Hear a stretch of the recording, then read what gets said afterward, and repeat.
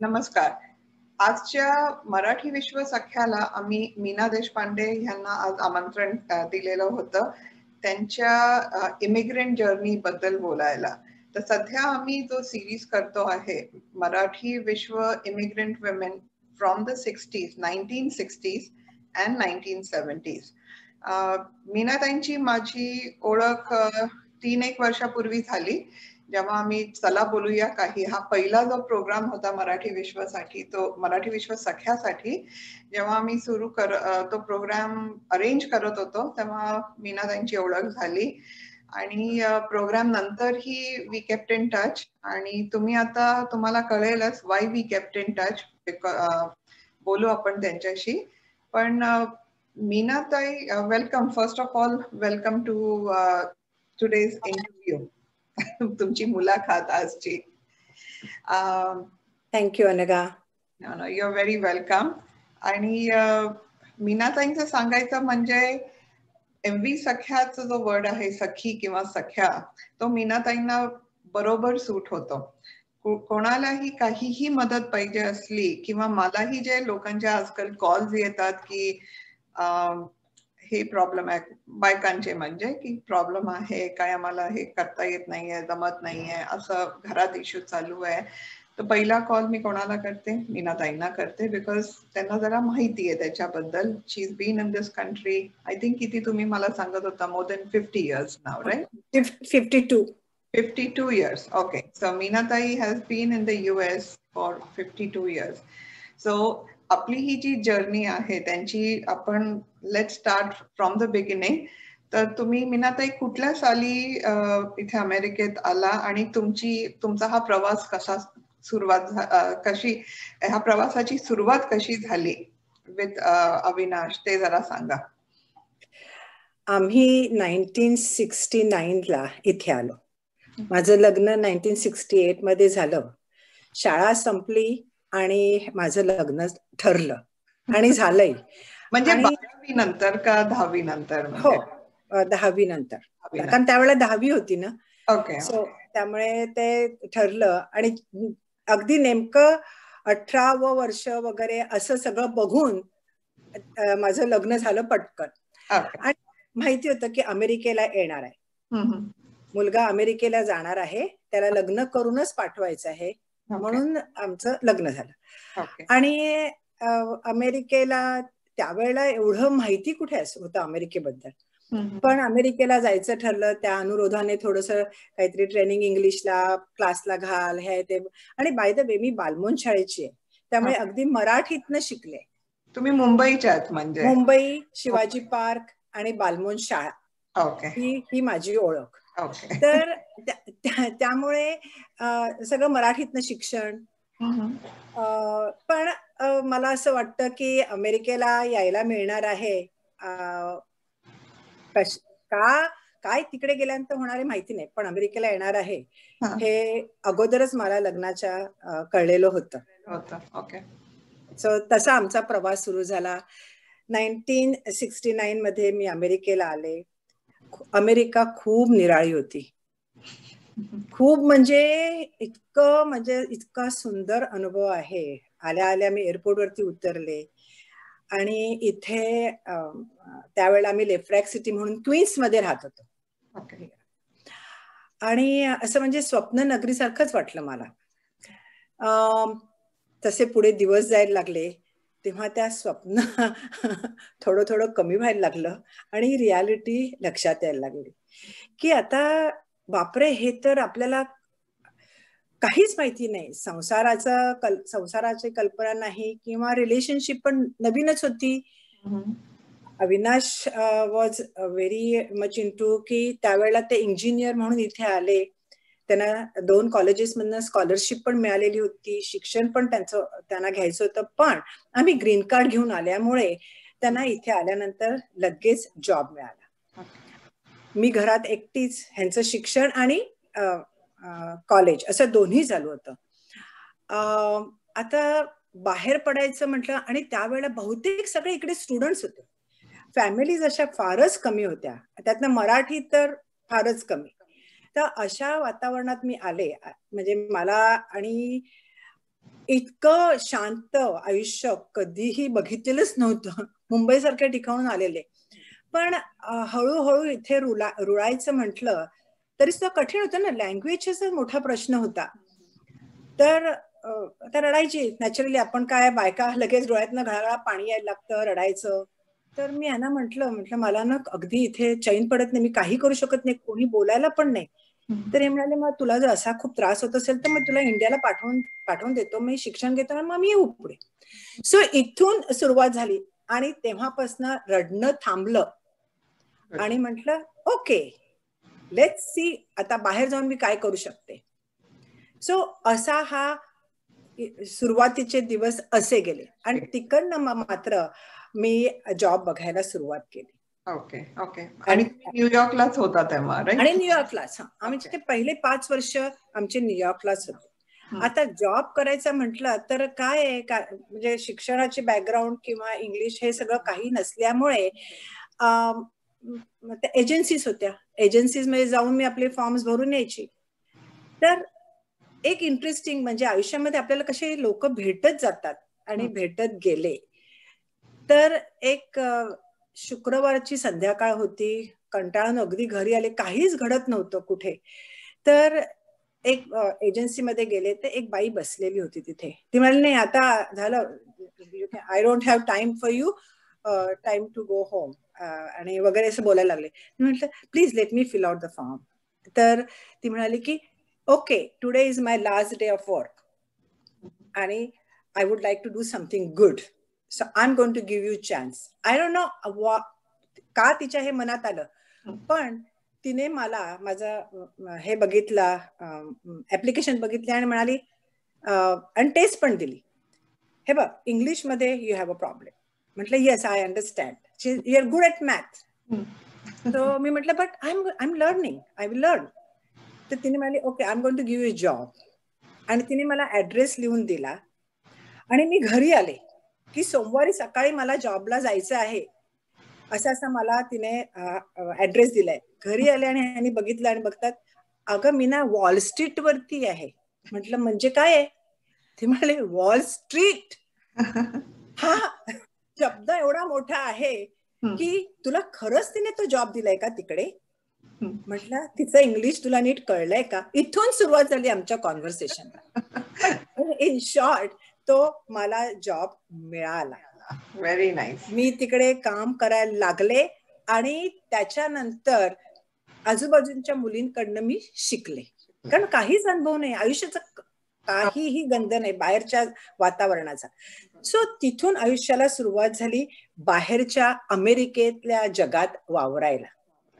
आणि ते वावरताना मला इतके निरनिराळे अनुभव आले, पण आणखीन पुढे जायच्या अगोदरच मला दिवस राहिले. सो आणि मग परत त्याच्यात सगळा खंड पडला त्या माझ्या प्रवासाला आणि संसार ह्याच्यामध्ये मी गुंतले, कडक डोहाळे लागले. सो तिथून संसार लाईफ सुरू झालं. पण इव्हन स्वस्त बसण्याची कारण माणसांची ओढ असल्यामुळे मी त्यावेळेला पण घरात बसल्या बसल्या इंडियन ग्रोसरीचं स्टोअर काढलं. रिअली? हे मला माहित नव्हतं. राईट. तेच आता मी विचार करते, कारण तू मला विचारल्यानंतर मी पण ह्याच्यावरती विचार करायला लागलेले आहे की कसा बरा माझा प्रवास झाला हा.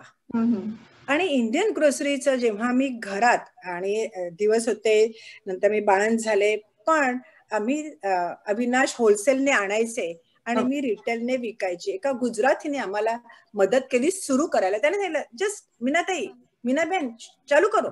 अरे म्हटलं अनुभव नाहीये मला ह्याचा काही.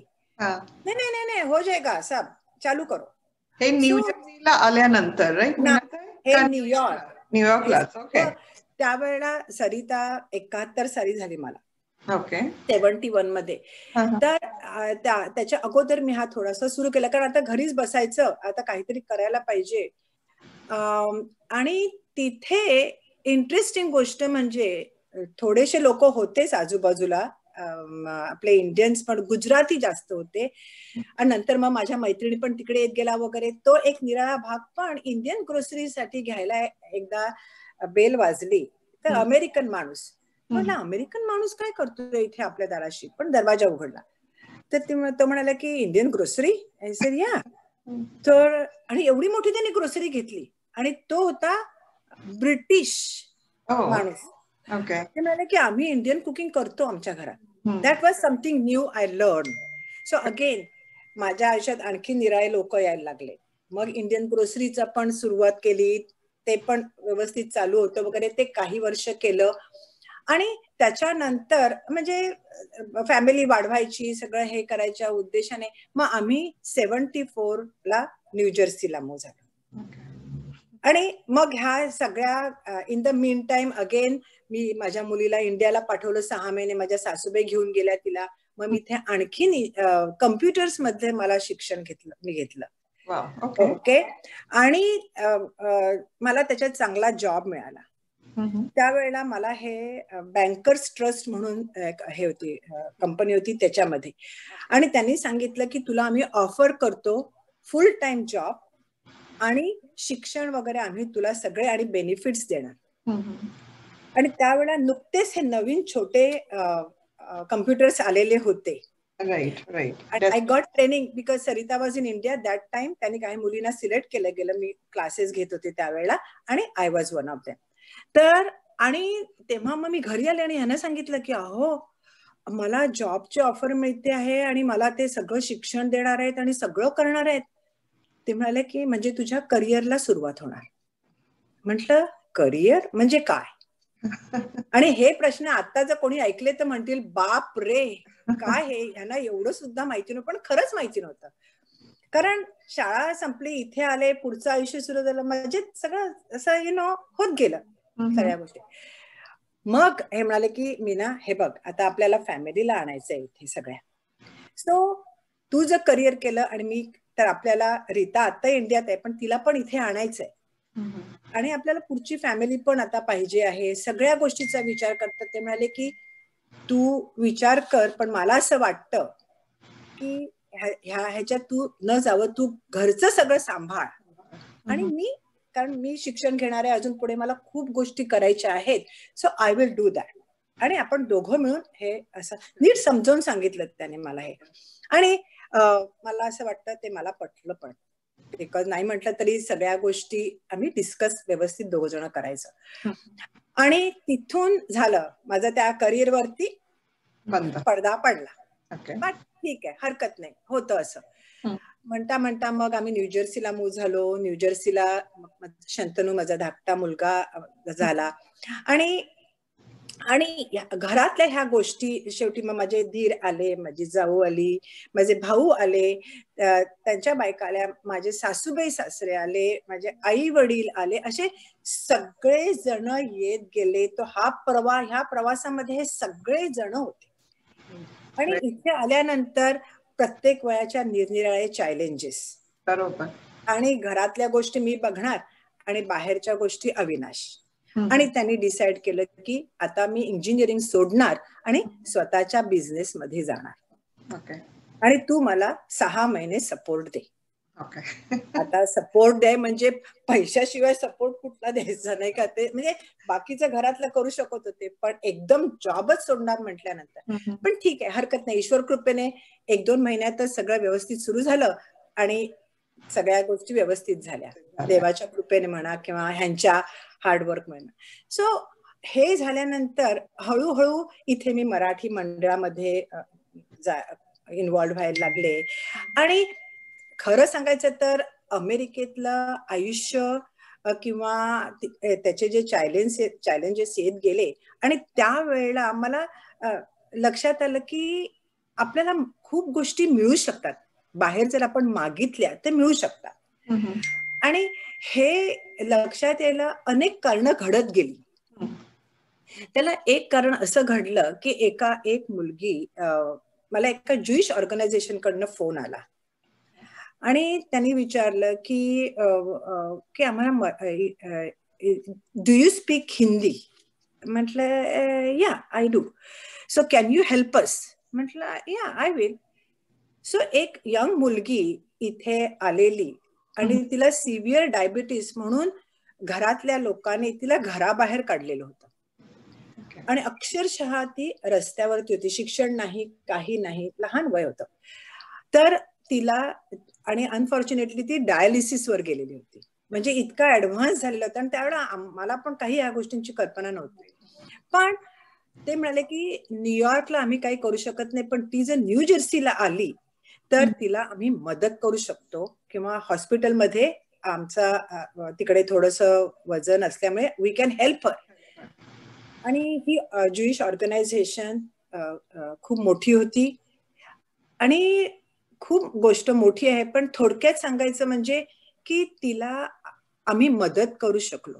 जर्सी सिटीमध्ये बिकॉज अविनाशना काही लोक माहिती होते, तर आम्ही तशी माहिती काढली. तिला त्या तिकडे राहायला पाहिजे होतं हॉस्पिटलच्या जवळ. सो ती तिथे राहिली, तिला ट्रीटमेंट मिळत गेली.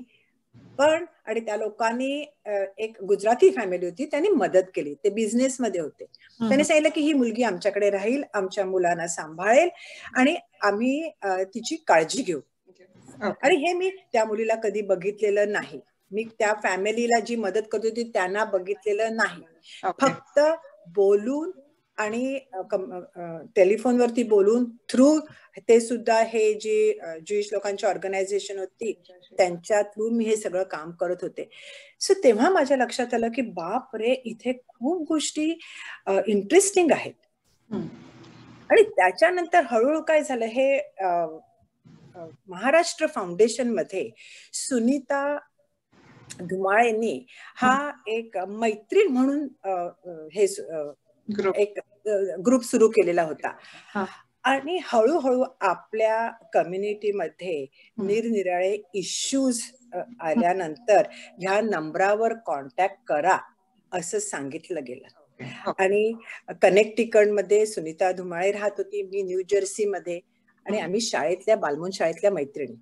सो तिने मला कॉन्टॅक्ट केला की मीना सो असं कसं, म्हणजे मी आतमध्ये या सोशल ह्याच्यामध्ये कशी शिरत गेले. तर तुमचं सोशल वर्क तिथून सुरुवात आणखीन जोरात सुरू झालं. खूप मग 9/11चा इश्यू आले, त्याच्यात I got lot of involved in that. असं करत करत मला अमेरिकेतली मदत मागितल्यानंतर आपल्याला किती मदत मिळू शकते ह्याचा अंदाज आला. आणि त्यावेळेला लक्षात आलं की लोकांना फक्त असं म्हणायला पाहिजे की ओके मी तुला मदत करीन हा, कारण आपण सगळे इथे आलेलो, सगळी फॅमिली इंडियाला सोडून आलेलो, आणि सगळ्या लहान लहान तशा वयाच्या मुली इथे येत होत्या. आणि खूप H1 H4च्या वेळेला तर खूप चॅलेंजेस आले. पण म्हणजे निरनिराळ्या तऱ्हेचे इश्यूज येत गेले, आणि त्याच्यासाठी आम्ही सोल्युशन्स फाइंड आउट करू लागलो. आणि that's how I learn. Because सगळ्या सिच्युएशन वेगळ्या असतात लोकांच्या. पण ते तुम्ही जे आता म्हणाला की तुम्हाला जो एक पहिला जो कॉल आला ज्युइश ऑर्गनायझेशन कडून मदतीचा, तुम्हाला ते सोशल वर्कची चटक काइंड ऑफ तिथून पण सुरू झाली की तुम्हाला तेव्हा हे कळलं की ह्या देशात आपण आलोय, नोकरी करतोय, राहतोय, पण कधी कधी अनफॉर्च्युनेट गोष्टी घडू शकतात, राईट? आपल्याला बरोबर आहे, कळत नाही, आणि कधीतरी काहीतरी झालं फॅमिली बद्दल, फॅमिली मेंबर्स बरोबर, किंवा नवरा बायको दोघांचं चालत नाही आता, तर काय करायचं पुढे? तर तुम्हाला त्याच्यात जरा सोशल वर्कची डिग्री न मिळवून तुम्हाला एक्सपिरियन्सनी तुम्ही सोशल वर्कर तुमची सुरुवात झाली तिकडे. आणि मलाही माहिती आहे, बिकॉज मी आता तुमच्याशी सारखं 3 वर्ष खूप बोलतीये, तर मलाही माहितीये की तुम्हाला खूप लोक वेगवेगळ्या ह्यांनी कॉल करतात, त्यांना इश्यूज वेगवेगळे असतात, ते तुम्हाला कॉल करतात, आणि तुम्ही विचारून राईट एकाशी म्हणजे तुम्ही आपली मदत करता. You don't know how to start, पण 5 लोकांना विचारलं, कोणतरी तुम्हाला बरोबर सांगतं की इकडे इकडे हे करा. तर तुम्हाला सोशल वर्क तुम्ही तेव्हा सुरुवात केली, आणि अजूनही तुम्ही थांबला नाही आहात, राईट? हो, बरोबर आहे. कारण मला असं वाटतं की माझा रोल आता हळूहळू माझ्या लक्षात येत आहे, कारण मी आता 72 वर्षाची झाले. मला I am very happy to say that की मी 72 मीना ताई, यू डू नॉट लुक 72. पण मला नेहमी असं वाटतं की आपण ज्या समाजात राहतो त्या समाजाचं काहीतरी देणं देतो आणि प्रत्येकाला अशा काही गोष्टी समोर येतात आणि तुम्ही जस्ट करत जाता. बरोबर. त्याचे होणारे परिणाम जर तुम्हाला चांगले दिसत गेले तर तुम्ही ते पुढे नेता आणि जर बरोबर वाटलं नाही तर त्याचा अभ्यास करता.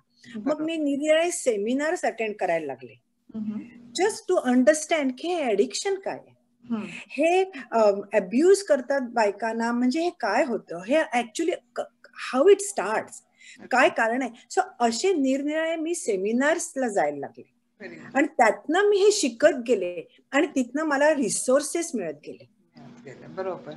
तर हे असे निरनिराळे रिसोर्सेस, त्याच्यातनं सोशल वर्करचा रोल अमेरिकेमध्ये एवढा मोठा आहे हे दिवसेंदिवस मला लक्षात यायला लागले. म्हणजे समाजाचे इश्यूज किंवा घरामध्ये आलेले चॅलेंजेस, कारण घरामध्ये सिनियर लोक वाढत होते, सिनियरिटी त्यांची खूप 70, 72, 75 असे व्हायला लागले होते घरात. मला त्यांना पण खूप चॅलेंजेस आले, सासूबाई खूप आजारी पडल्या किंवा हे, पण समाजाने मला खूप मदत केली. म्हणजे आपले जे सगळे लोक होते, डॉक्टर्स आहेत, कोणी निर्णय फील्डमध्ये आहेत, खूप लोकांनी मदत केली. कोणालाही कॉल केला तर ते मला मदत करत होते त्या बाबतीत. सो असं करत करत ना माझं नेटवर्किंग वाढलं, लोकांबरोबरचे कम्युनिकेशन म्हण किंवा लोकांचे इश्यूज सॉल्व्ह केल्यानंतर. कारण आपल्या फिलॉसॉफी प्रमाणे बघितलंस तर हे बघ, आपल्याला इंडियामध्ये आत्या असते, काकू असते, मावशी असते आणि मग आपण त्यांच्याशी जाऊन गप्पा मारतो, अगं असं आहे ग, पण काय, मग ती समजून सांगते, अगं सगळे पुरुष असेच असतात, जाऊ दे, तेवढं काय मनावर घेऊ नकोस, असा विचार कर आणि पुढे जा, समजून घे. पण हा रोल माझ्या लक्षात आलं की आता मला केलं तर चांगलं होणार आहे. So I started doing that. आणि मग मी कोणाची काकू झाले, कोणाची आत्या झाले, कोणाची ताई झाले, करता करता मीना ताई झाले. मग अविनाश काय म्हणाले, हे सगळं तुम्ही जे करायचं, he was okay with it? म्हणजे येस, येस, इनफॅक्ट काही अगदी, आणि काही केसेस मध्ये ते स्वतः माझ्या बरोबर आलेले आहेत, की जिथे खूपच असा डिफिकल्ट इश्यूज होते त्यावेळेला ते माझ्या बरोबर असायचे आणि त्यांनी सपोर्ट केल्याशिवाय मी हे काही करू शकलेच नसते. पूर्ण सपोर्ट होता आणि कधी कधी रात्री 11, 12 वाजता मला फोन यायची आणि त्यावेळेला मी त्यांच्याशी बराच वेळ बोलत असायची लोकांशी. सो पण कधीही तक्रार नाही, सकाळी उठवणार नाही, रात्री उशिरा झोपली असतो. सी लॉट ऑफ अंडरस्टँडिंग शिवाय होत नाही, कारण त्यांनी आमच्या दोघांचं असं डिव्हिजन झालं होतं की ते त्यांचं करिअर, बाहेर जाणार, सगळ्या गोष्टी तिकडनं करणार आणि घरातल्या ह्या सगळ्या ज्या आहेत, सासूबाई, सासरे, मुलं, बाळ, हा जो आहे आमचा तसा परिवार अमेरिकेत राहून सुद्धा म्हटला तर आम्ही हे सगळा आनंद उपभोगलेला आहे. आजी आजोबा घरामध्ये, त्यामुळे त्यांच्या विचाराने नातवंड 3 पिढ्या एकत्र वाढत होत्या घरात एका वेळेला, टीनेजर मुलं. आणि आपल्याला तर वाटतं की बाहेरच्या जगात ही मुलं सक्सेसफुल होण्यासाठी we have to learn American way also ना. तो मुलांकडे सासूबाई म्हणायच्या की काही लक्ष नाही मुलांकडे तुझं, ते बघ किती उशिरा बाहेर जातात. मनात म्हटलं त्यांची रात्र सुरू होते संध्याकाळी 8-9 नंतरच. सो आणि मला हे म्हणायचे, मीना आपण मुलांवरती ट्रस्ट ठेवायचा. खूप कठीण होतं त्यावेळेला, मुलांना वाढवणं आम्हाला फार कठीण होतं, कारण आम्ही आलेलो एका फिलॉसॉफीतनी. अगं 17-18 वर्षाचं माझं लग्न पण करून टाकलं होतं, माहिती पण नव्हतं की ऍक्च्युली लग्नाची व्याख्या काय असते. आणि इथे 17-18 वर्षी मुलं बाहेर जात आहेत, त्यांचे मित्रमैत्रिणी आहेत, पण म्हणजे खूप चॅलेंज होते. परंतु प्रत्येकाबरोबर संवाद साधायचा प्रयत्न करत होते, मुलांबरोबर म्हणा किंवा सासूबाई सासरे, त्यांनी पण आमच्यासाठी सॅक्रिफाईस करून अमेरिकेत आलेले होते. ते ते पण एक कठीण होतं. आई वडील होते माझे, सासूबाई सासरे होते. सो असं वातावरण आमच्या घरात खूप असं मजेशीर होतं थोडस. मला आठवतंय तुम्ही एकदा म्हणाला होता की तुम्हाला मूव्ह करायला लागलं मोठ्या घरात जिथे 5 बेडरूम का 6 बेडरूम आहेत, बिकॉज एवढी लोक घरात होती आणि सारखे लोक तुम्हाला व्हिजिट करायचे. म्हणजे तर तुमचं एकदम ऍक्टिव्ह लाईफस्टाईल होती तेव्हा. एकदम आणि समाजाशी काही कुठले प्रोग्राम असले, कोणी विचारायचं अगं मीना तुझ्याकडे प्रॅक्टिस करू का, अगदी आनंदाने. म्हणजे काय आहे ना की समाजामध्ये आपलंसं करून घेऊन राहायचं. कारण इथे त्यांना, मला घरातली सगळी माणसं होती पण त्यांना कित्येक लोकांना नव्हतं. मग हे जे आपलेपणा वाटणं किंवा अगं कोणाचं डोहा जेवण करणं, लग्न करून मुली येत होत्या, दिवस राहत होते, मग अशा वेळेला त्यांना थोडस आपल्या घरी बोलून त्यांचं डोहा जेवण करायचं. संक्रांतीचं तर हळदी कुंकू एवढ्या मोठ्या प्रमाणात करत होते की 50-60 बायका यायच्या त्यावेळेला घरामध्ये. म्हणजे इथे अमेरिकेत राहून सुद्धा ह्या सगळ्या गोष्टी करू शकलो कोणामुळे, ही जोडलेली सगळी मंडळी होती म्हणूनच. अदरवाईज आयुष्य असं घडलं नसतं. ओके, आता एक जरासा सेपरेट क्वेश्चन. तुम्ही आता MV क्लब 55 म्हणतो आपण, पण तेव्हा तो क्लब 55 होता.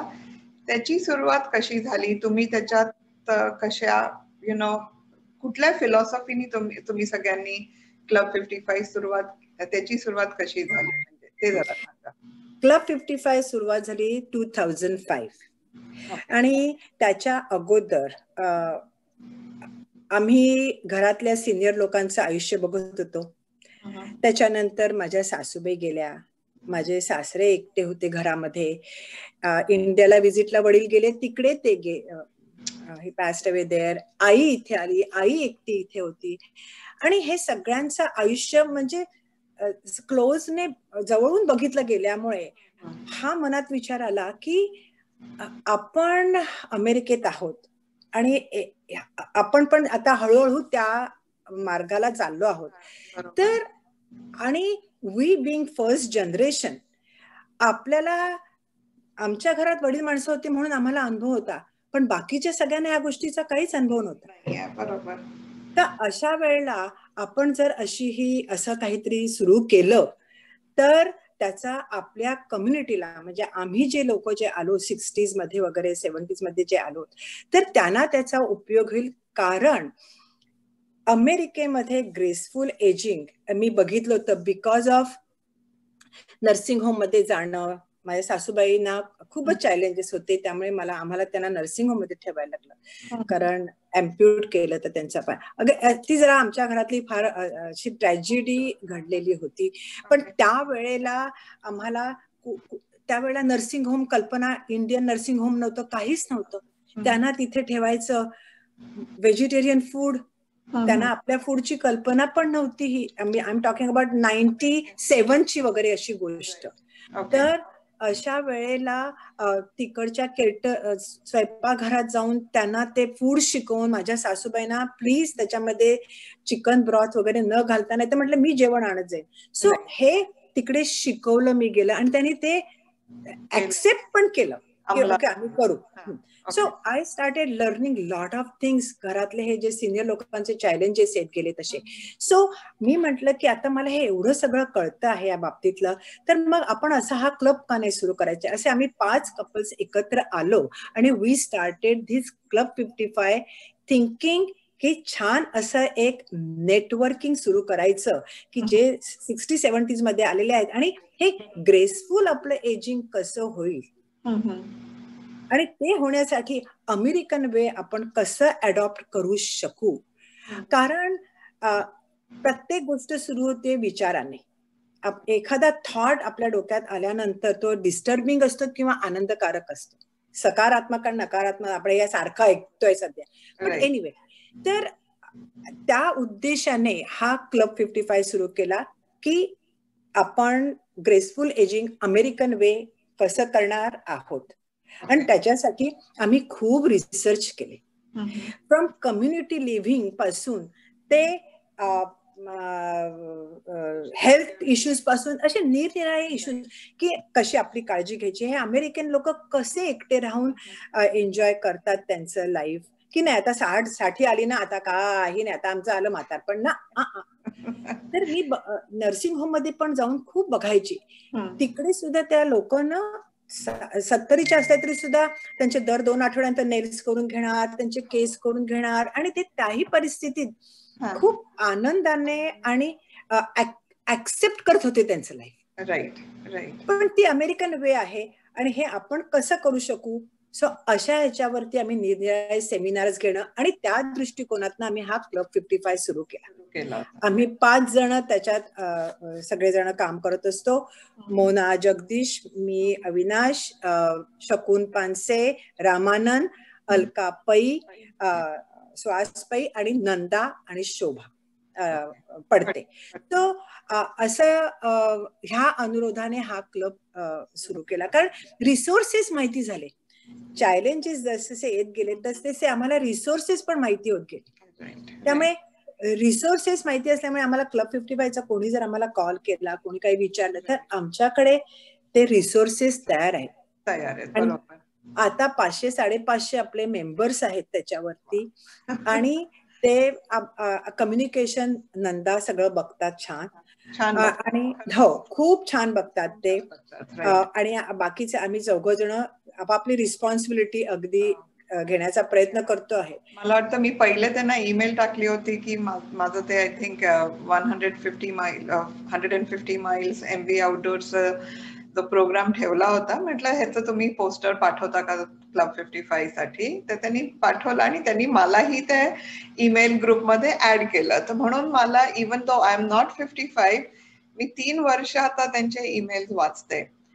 Very informative right. म्हणजे OCI बद्दल म्हणा, government regulation, visa, property in India, म्हणजे त्याच्याबद्दल लोक लीगल प्रश्न काय काय विचारतात आणि ते लगेच ते सगळ्यांना प्रचार होतो की हे प्रश्न आहे, कोणाला उत्तर माहित असेल तर कळवा. खूप छान. नंदा काका इज लाईक रिअली ग्रेट. म्हणजे he does a very fantastic job. Communication तर बघितलेलं आहे आणि मी कायम त्यांच्याशी टच मध्ये असते की आमचा हा पोस्टर टाका, हा हे करा. तर it's a very good organization. तुम्ही नॉट ओनली इन्फॉर्मेशन पण तुम्ही एंटरटेनमेंट पण खूप करता. येस, मी आता तेच तुला सांगणार होते. बोला, चालेल, बोला. तर ते काय झालं की हळूहळू काय होतं की जसं तुम्ही एका सर्टन एजला येतात, एम्प्टी नेस्टर्स हे थोडा लोकांकडनं बोललेलं तर त्या वेळेला काय होतं की ओके, दोघांनीच कुठे जायचं, कशाला, दोघांनीच आता काय करायचं. तर आम्ही असा बेस सुरू केला होता सुरुवातीपासूनच की वी मस्ट हॅव फन. म्हणजे नुसते हेल्थ बद्दलच नाही की तुमच्या फॅमिलीचं असं. So we started with lot of fun things. आणि त्याच्यातलं अगदी हायलाइट म्हणजे वाईन टेस्टिंग. वाईन टेस्टिंग म्हणजे त्याचं रजिस्ट्रेशन इतकं पटकन भरून जायचं की म्हणजे मला असं वाटतं जेव्हा तुम्ही असे एकत्र ग्रुपने गोष्टी करता तर त्याच्यातला आनंद खूप निराळा असतो आणि हा आनंद त्यांना आम्ही सतत देण्याचा प्रयत्न करतो की आता नाही, आता काय झालं आमचं वय, हे वाक्यापेक्षा ओके मग आपण आता काय करायला पाहिजे. सो एवढंच नाही तर 3 जनरेशनची पिकनिक हे पण एक असं निराळं काहीतरी केलं आणि त्यावेळेला रिस्पॉन्स चांगला आला आणि आता पण आम्हाला आलेलं आहे की आपण एक 3 जनरेशनची पिकनिक करायला पाहिजे म्हणून आणि आम्ही करणार होतो. पण बिकॉज ऑफ दिस आताच्या कोविडमुळे ती झाली नाही. त्याच्यानंतर ट्रिप काढली जी जवळजवळ 80-90 लोक त्या क्रूजला आले होते आणि अजूनही आम्हाला सगळे विचारतात आपण आता पुढे कुठे जायचं. See something to look forward आपल्याला द्यायला पाहिजे लोकांना. गेला तर मी येईन तुमच्या बरोबर. आता मी ऑलरेडी ती मोरॉको, आय थिंक ती मोरॉकोची ट्रिप होती लास्ट इयर, ती कोविडमुळे आणि ते झालं राईट. त्याच्यासाठी मी साइन अप केलेलं होतं राजेश्री आणि मी, आणि होऊ नाही शकलं तेव्हा. So right. हडसन वरती ते सेल ते पण तुम्ही केलेलं होतं त्यावेळेला. पण लोकांनी आणि पौर्णिमा होती अगं आणि हिंदी गाण्यावरती सगळ्यांचे डान्स वगैरे. म्हणजे हे बघ, हे छोटे छोटे आनंद आता आम्ही पूर्वी फॅमिली बरोबर घेत होतो. आता ही जी 55 ची जी फॅमिली तयार झाली आहे ना, त्याच्यातनं हा आनंद देण्याचा प्रयत्न करतो आणि घेण्याचा. असं दोन्ही आहे, नुसतं देऊन नाही, देणं आणि घेणं हे जे चाललेलं आहे एकमेकांबरोबर. त्यांचे आम्ही विचारतो काय तुम्हाला कुठल्या गोष्टीत इंटरेस्ट आहे. हे कम्युनिकेशन सतत क्लब 55च्या मेंबर्स बरोबर चालू असतं. आता टेक्नॉलॉजीवरती सुद्धा आम्ही आता सेमिनार घेतलंय, तुला माहितीये की नाही माहिती नाही मला. नाही, मी बघितलं, मला ते कम्युनिकेशन आलं होतं आणि that was a very good idea, because आता वॅक्सिन साठी पण registration, right, yes, to be technically savvy. आजकाल सगळंच ऑनलाईन बिल पेमेंट पासून तुमची तिकीट, आता मराठी विश्वाचे प्रोग्रामची तिकीट ऑनलाईन असतात, सगळंच. तर तुम्हाला काही ना काहीतरी कुठेतरी शिकायलाच पाहिजे. तर ते that was a very good idea actually, की तुम्ही हे केलं. आणि आता थोडं बीएमएम उत्तरंग बद्दल तुम्ही परवा माझ्याशी बोलत होता, तर तुम्हाला त्याच्याबद्दल काय बोलायचं आहे का? हे बीएमएम उत्तरंग पण कसं सुरू झालं? आता बीएमएमचं उत्तरंग हे खरं सांगायचं तर ह्याची चळवळ बरेच वर्ष चालू आहे. ओके ओके, उत्तरंगाची. अशोक सप्रे आणि काय हिचं नाव विसरले क्षणभर, तर त्या नवरा बायकोनी सुरू केली ही. आणखीन त्यांनी आणि त्यांचा गोल होता की हा दरवेळेला जेव्हा बीएमएम कॉन्फरन्स होते त्यावेळेला एक सेपरेट कॉन्फरन्स व्हायला पाहिजे. सिनियर, हा, तर सिनियर लोकांचे इश्यूज, कारण हे बघ, आम्ही बीएमएमचे जे बेसिक जे मेंबर्स आहेत ते आता अशा एजला येत आहेत की it is hard for us to accept certain things. Okay, पण जुने मित्रमैत्रिणींना भेटल्यानंतर जो आनंद मिळतो ह्या बीएमएम कन्व्हेन्शन मध्ये, तर त्यामुळे मागचे मला वाटतं 2 किंवा 3 वेळेला हा सेपरेट 1 दिवसाचा प्रोग्राम करायला सुरुवात झालेली आहे. ओके, सो हा उत्तरंग म्हणजे काय, they want to have it की प्रत्येक मंडळामध्ये एक असा ग्रुप असायला पाहिजे, म्हणजे एक कॉर्नर सिनियर लोकांचा असायला. ओके, आणि तो आपण इथे पूर्ण तऱ्हेने आज 2005 पासून आपण इथे सुरू केलेला आहे. बरोबर, राईट. आणि आता त्याचे आता हळूहळू हे पुढे जायला लागलेलं आहे. उत्तरंग म्हणजे काय की सिनियर लोकांची एक ऑर्गनायझेशन म्हण, सेपरेट इन द प्रत्येक मंडळामध्ये. बरोबर, कारण त्यांचे इश्यूज आर लिटल डिफरंट आणि तरुण जेवतात. पण अतिशय एक महत्वाची गोष्ट असं आहे की क्लब 55 सुरू करताना आणखीन हा एक मनात विचार आला होता की जी आपली पाठीमागची जी भावंड आता आपल्या पाठीमागून येत आहेत, आम्हाला ज्याचे चॅलेंजेस येत गेले तसे चॅलेंजेस ह्या आपल्या भावंडांना यायला नको. बरोबर. मग काय बरं त्याच्यासाठी त्यांनी काय केलं तर मदत होऊ शकते.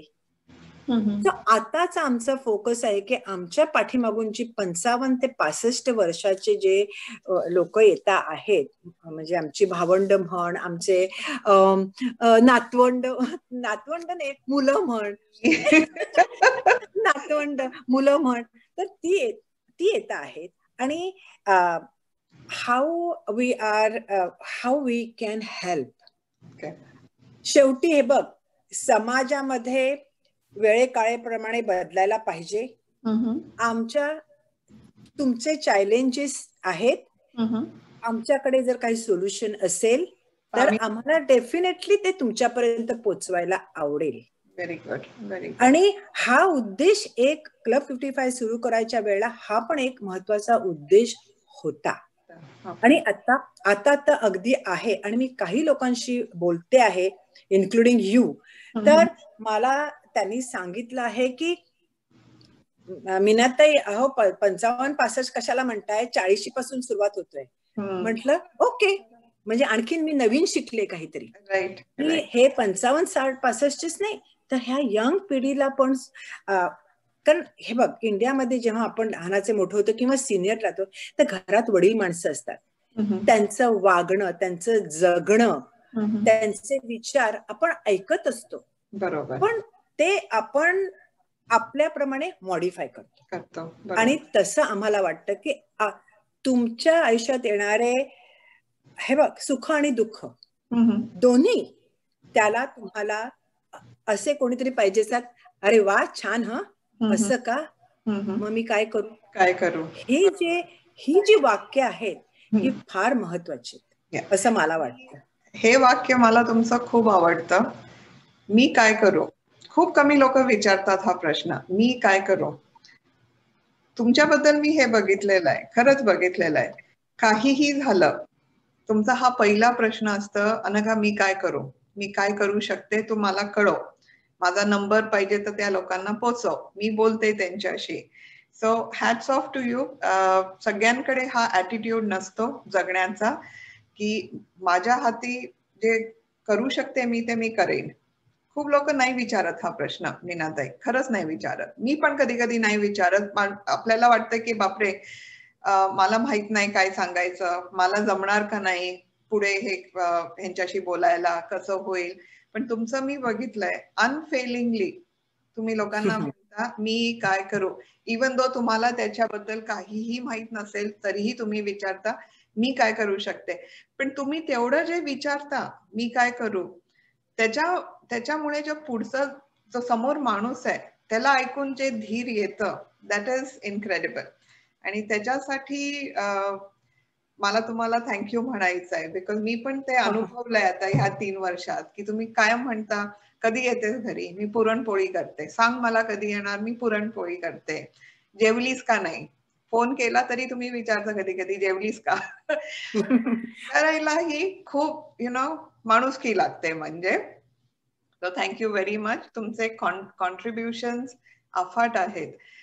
तुमच्या फॅमिलीलाही नाही, पण आजूबाजूच्या लोकांना, मराठी विश्व मेंबर्सला, सोसायटीला, because lot of people don't know तुम्ही किती मराठी विश्वलाही फ्रॉम द बॅक तुम्ही किती हेल्प करता. कुठलेही आता गणेशोत्सव, दिवाळी प्रोग्राम, आणि आता जेवण कसं हे करायचं, यू आर ऑलवेज देअर. तुमचं पहिले मला टेक्स्ट येतो, मला सांग काय करायचंय, म्हणजे मी करीन, कुठे उभं राहायचं, काय करायचं. आणि अजिबात तुम्ही काय एक्सपेक्ट करत नाही की कोणी मला स्टेजवर मला हातात, नाही, तुम्ही खरंच कधीच काय करत नाही, आपलं आपलं करता. झालं अनघा, मी जाऊ आता, मी प्रोग्राम बघायला जाऊ, हो जा, झालं, विदाउट एनी फॅनफेअर, गाजावाजा काही नाही, सगळं व्यवस्थित होतं. So thank you very much for all that you do. आणि एस्पेशली आता बायकांनाही, आता हे जेव्हापासून आपण MV सख्या प्रोग्राम इतक्या जोरात सुरू केलाय, तर तुमचे पण खूप कॉन्ट्रीब्युशन आहेत. तुम्ही दर प्रोग्राम नंतर मला कळवता प्रोग्राम कसा झाला, तुमचे काय कॉमेंट्स काय आहेत. Looking back, any regrets in life आता, की खरं सांगायचं ना तर नाही येत. नाही. Very good. कारण मी जेव्हा अमेरिकेला आले तेव्हा माझ्या लक्षात आलं की असं आपल्याला मैत्रीण असणं फार महत्वाचं आहे. कारण एकटी होते आले तेव्हा. बरोबर. इंडियामध्ये किती मैत्रिणी, किती हे, अशी एका निराळ्या वातावरणात वाढलेले मी, सडनली ती जी पोकळी निर्माण झाली, आणि कदाचित त्या पोकळीतनं हे जे घडत गेलं की माणसांचं वेड म्हणा किंवा समाजाच्या मध्ये वावरण्याचा, मग ती अमेरिकन असो, इंडियन असो, कुठलीही असो, माझ्या सगळ्या मैत्रिणी आहेत. प्रत्येकीकडनं मी खूप काही शिकले. तू एकदा वाक्य बोलली होतीस की आयुष्याच्या पुस्तकात, ते वाक्य तुझं मी लक्षात ठेवलं होतं, पण ह्या क्षणाला जरा सिनियर मोमेंट किंवा मी इमोशनल झाल्यामुळे बोलू शकत नाहीये, की आयुष्याच्या पुस्तकात त्यांचा बरंच अभ्यास आहे, असं काहीतरी तू बोललेली मला आठवते. आणि मी खरंच सांगते की मला भेटलेल्या सगळ्यांकडनं मी काय दिलं पेक्षा त्यांच्याकडनं मला काय मिळालं हा माझा फोकस आहे. आज मला तुम्ही मराठी विश्वमध्ये म्हणताय, हक्काने बोलवून देताय, मला काय मिळतंय त्याच्यातनं? मला भयंकर आनंद मिळतोय. सो हा जो माझा प्रवास आहे आनंद घेण्याचा, आणि लोकांना जर आनंद एखाद्या शब्दाने जर आपण देऊ शकत असलो तर का नाही. बरोबर. सो त्यामुळे काय माहितीये, ह्या क्षणाला ईश्वर कृपेने खरंच तब्येत चांगली आहे. तुमच्यासारखे सगळे तरुण लोक आजूबाजूला असल्यामुळे तर आयुष्य फारच छान वाटतं आहे. आणि मी प्रत्येकाकडनं काही ना काहीतरी शिकले आहे. माझं आयुष्य हे प्रत्येकाकडनं शिकण्यात गेलेलं आहे, आणि फक्त पॉझिटिव्ह. गोष्टी मी प्रत्येकाकडनं शिकत जाते. Very good. ते माझ्या आयुष्याचं मला असं वाटतं रहस्य असावं किंवा जे काही तू आता माझ्याबद्दल बोललं विच आय डिडंट नो, पण आय रिअली अप्रिशिएट दॅट तू जे काय आता बोललीस ते. आणि तू आय नो, आणि तुझ्यात आणि माझ्यात असं एक निराळं नातं आहे, ते अनस्पोकन नातं आहे, की we don't have to say anything, but as a woman when we understand other woman matter ends. या बिकॉज तुमचा मला बरोबर फोन येतो when I am down.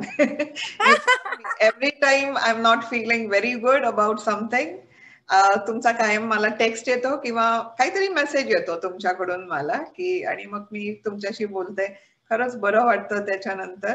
Because असं कोणतरी तुम्हाला व्यक्ती लागतो ज्याच्याशी तुम्ही मन मोकळे करून मन मोकळेपणाने तुम्ही काही बोलू शकता, आणि तुम्हाला माहितीये ते पुढे जाणार नाही कुठे, म्हणजे ते त्या व्यक्तीपर्यंत सीमित राहील आणि ती व्यक्ती तुम्हाला ऍडवाइस पण देईल. तर ते सगळं करणारे व्यक्ती माझ्यासाठी तुम्ही आहात. म्हणजे थँक्स अ लॉट. आणि you are welcome, you are welcome. तुम्ही पण आणि अविनाश पण, I have met him, nicest man in the world. म्हणजे यू आर व्हेरी लकी. मी इतक्या वेळा त्यांच्याशीही बोलली आहे तुम्ही नसताना, आणि वंडरफुल पर्सन. म्हणजे की जितकं यु नो हे आमचं घर आहे, आम्ही दोघं आहोत, काय लागलं फोन कर, ये राहा आमच्याकडे, जेवायला ये, काय पाहिजे ते सांग. So it's you know, thank you very much for that.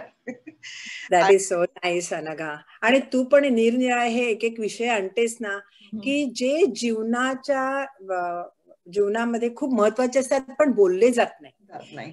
Specially जो मेंटल हेल्थ वरती आणलेला तू होतास, तो मी खूप जवळनं बघितलंय ग. त्यामुळे ना मला त्याच्याबद्दल खूप आहे, म्हणजे I can help a lot in that area, की बोलणं, टॉक, कोणाशी बोल. आणि हे बघ, शेवटी आयुष्यामध्ये आपल्याला अशा मैत्रिणी लागतात की जे तू क्रिएट केलेलं आहेस आता. थँक्यू. जी मला इथे आल्या आल्या मैत्रिणी नव्हत्या, पण नंतर मला एवढ्या जीवाभावाच्या मैत्रिणी मिळालेल्या आहेत की आम्ही अजूनही आता इथे मूव्ह झालोय, आम्ही त्या एकत्रच मूव्ह झालोय. मोना वासुदेव, जगदीश, चंपा, आणखीन रमेश कासट, ते आम्ही, आमची मुलं पण बरोबरची आहेत आणि आता आम्ही परत एकत्र आलोय. आयुष्यात तू म्हणालीस ना, रिग्रेट्स पेक्षा भरपूर काही मिळत गेलं, कारण चांगल्या चांगल्या मैत्रिणी, आणि ते तू आता क्रिएट करते, हे मैत्रिणींचं जे एक ग्रुप आहे, ग्रुप म्हणण्यापेक्षा कित्येक गोष्टी किती टची असतात इथे, वाचताना सुद्धा कधी कधी असं वाटतं. तर ते तू छान सुंदर तऱ्हेने हँडल करतेस. I am so proud of you. Thank you very much. Thank you. Yes. आणि शेवटचा प्रश्न, अजून तुम्हाला काय करायचंय पुढे? Is there anything that you are still waiting to do? आणि काही नसलं तर मग मराठी विश्वसख्या आणि जे लिसनर्स आहेत आज जे ऐकतायत तुमचा इंटरव्ह्यू, मुलाखत, त्यांच्यासाठी फायनल वर्ड्स काय आहेत तेवढं सांगा. मला अजून खूप काही करावंसं वाटतं, कारण आपला समाज वाढतो आहे आणि समाजामध्ये ज्या नित्यप्रमाणे गोष्टी घडायच्या त्या घडत आहेत. जर मी अशा कुठल्या फॅमिलीजना मदत करू शकले तर ते मला करायला नक्की आवडेल, अगदी मनापासनं. आणि मी सांगते, माझं वाक्य इथे आता असं असणार आहे की आयुष्याने मला खूप दिलं आणि ते सगळं तुमच्या सगळ्यांकडनं मिळालेलं आयुष्य आहे मला. ते हे मी काही केलेलं नाहीये. मला जे मिळालं तुमच्याकडनं, ज्ञान मिळालं की परिस्थितीमध्ये कसं आपल्याला हँडल करायचं हे अनुभवावरनं येतं ना. तर हा अनुभव मला तुमच्या सगळ्यांबरोबर शेअर करायला कायम आवडेल. मी तुमची मैत्रीण आहे, मला कधीही करा. आणि मी नुसतं आपल्या ह्या जनरेशनचं नाही, पण आता मी माझ्या नातवंडांची सुद्धा मैत्रीण आहे. माझ्या 21 वर्षाचा नातू आहे आणि तो माझा मित्र आहे. मी त्यांना हेच सांगते, मैत्रीण has a different role in तुमच्या आयुष्यामध्ये.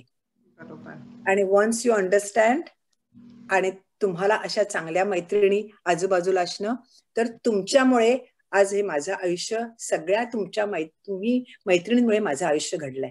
अरे बापरे. या, हे अगदी खरं आहे ग. मला खूप असतं करायचं, पण मला जर हे माझ्याकडे हे अप्रोच होऊन जर मला कोणी प्रश्न विचारले असेल तर मी त्याच्या डीप शिरू शकले नसते. राईट. तर आता हे जे आलेलं आहे माझ्या पुढे, बघ ना, ह्या ऑर्गनायझेशन, कॅथलिक ऑर्गनायझेशन बरोबर मी काम करते, मी ज्युइश ऑर्गनायझेशन, मी आपल्या ऑर्गनायझेशन बरोबर काम करते. I love it. कारण मला असं वाटतं, अगेन, ज्या समाजात राहतो त्या समाजाचं काहीतरी देणं द्यायचं असतं, आणि हे ह्या रूपाने मला जर माझ्यात देता येत असेल तर मला द्यायला आवडेल. मराठी विश्वाच्या पाठीमागे तर मी कायम, कारण ते माझ्या अगदी जीवाभावाचं आहे. आज सगळ्या समाजाला एकत्र आणून हे जे कामं करता आहात तुम्ही सगळं, अगदी भरपूर भरपूर त्याच्यात तुम्हाला यश येवो, आणि तिकडे कधीही केव्हाही काहीही मदत लागली तर मी आहे ना.